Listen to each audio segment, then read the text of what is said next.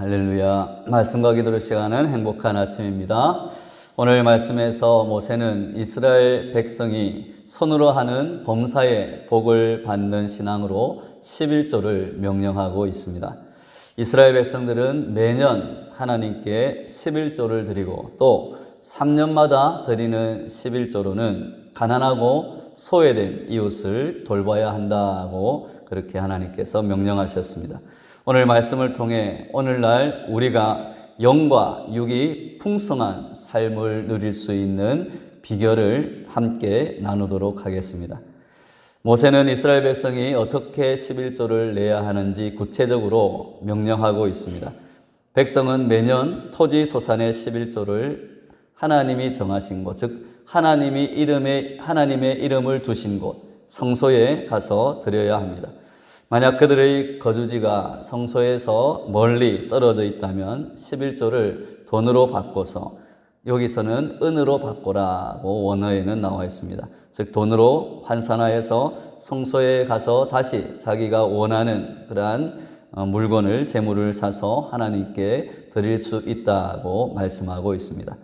특별히 홀로 드리지 않고 온 가족이 성소에서 드려야 합니다. 이는 11조를 드리는 일이 연중 행사처럼, 즉 온 가족이 함께 즐기는 축제와 같다라는 의미입니다. 하나님께 드리는 헌신이, 하나님께 드리는 헌금이 11조가 온 가족이 함께 모여서 드리는 그러한 축제와 같이 기쁜 그러한 행사다라는 것입니다.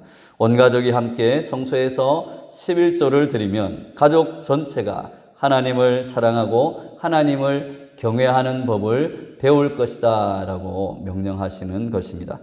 이러한 11조의 명령에는 하나님이 모든 것을 주시는 그 공급의 원천이라는 그러한 신앙 고백이 담겨 있습니다. 하나님은 자기 백성의 필요를 잘 아시는 분이십니다. 하나님은 우리의 생명을 창조하신 창조주이실 뿐만 아니라 하나님은 우리의 생명을 유지하는 데 필요한 모든 것을 아시고 그 필요를 시에 따라 때에 따라 맞게 공급해 주시는 분이십니다.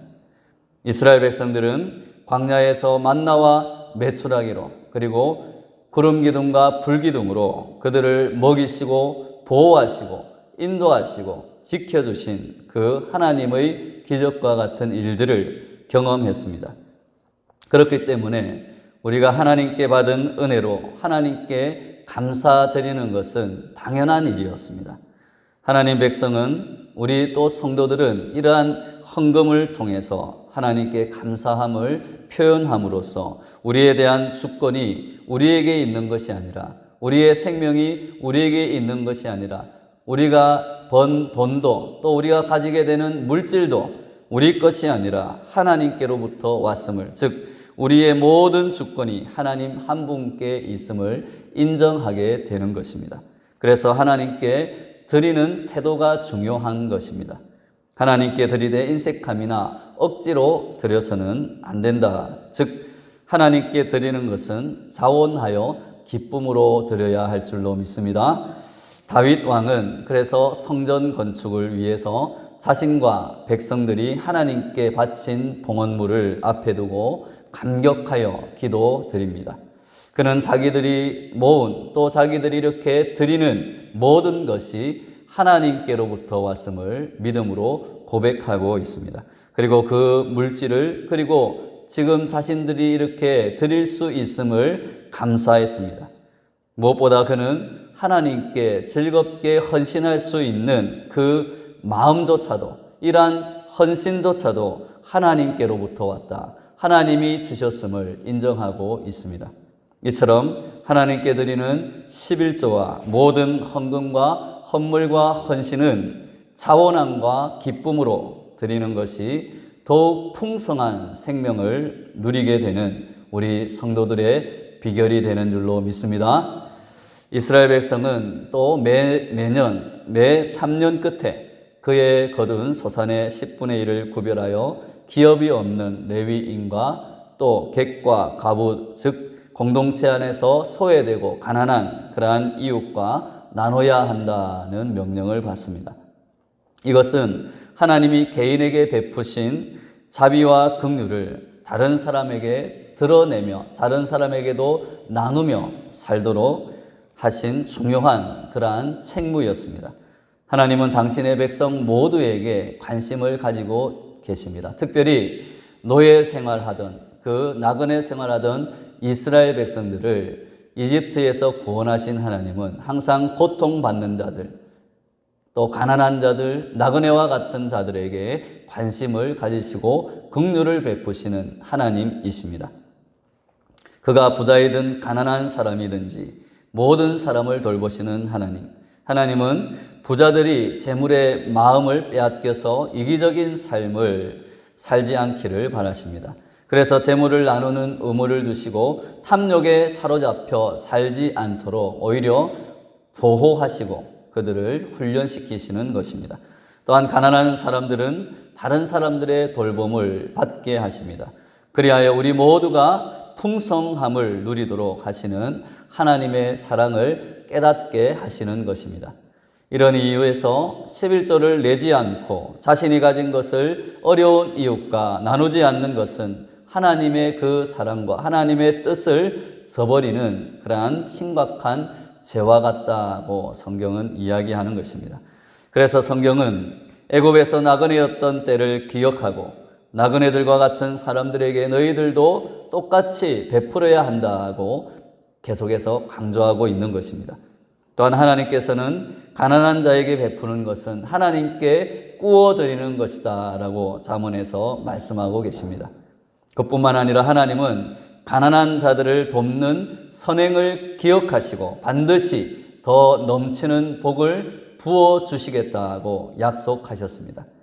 우리 주변에도 우리가 돌봐야 할 이웃들이 많이 있습니다. 물질적인 어려움뿐만 아니라 정서적인 외로움과 사회적으로 고립되어서 상처 가운데 있는 그러한 사람들이 많이 있습니다. 우리 성도들은 그들에게 베푸는 것이 곧 우리 예수님께 행하는 것임을 항상 기억하고 사랑을 나누어야 할 줄로 믿습니다. 이처럼 올바른 물질 사용은 하나님을 사랑하고 하나님을 경외하는 수단입니다. 우리는 11조를 구별하여 하나님께 드림으로 우리가 재물을 의지하지 않고 그 재물을 주신, 그 재물을 우리에게 허락하신 하나님만을 의지하고 있음을 표현할 수 있는 것입니다. 또한 재물을 어려운 이웃과 나눔으로써 하나님의 자비와 사랑을 이 세상에 또한 이웃들에게 드러낼 수 있습니다.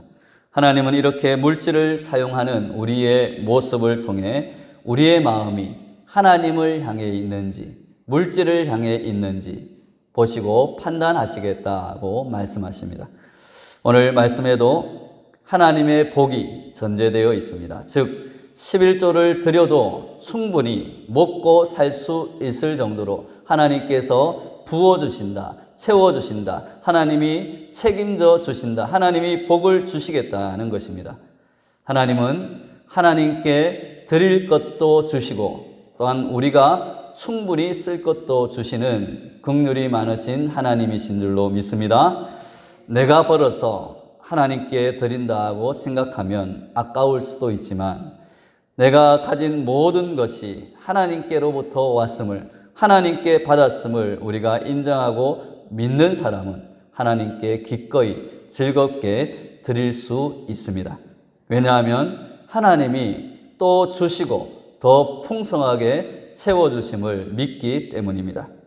오늘 말씀에서 하나님이 당신의 자녀들에게, 우리들에게, 성도들에게 기대하시는 거룩한 삶은 단순히 개인적인 그러한 영적 거룩함만을 의미하는 것이 아니었습니다.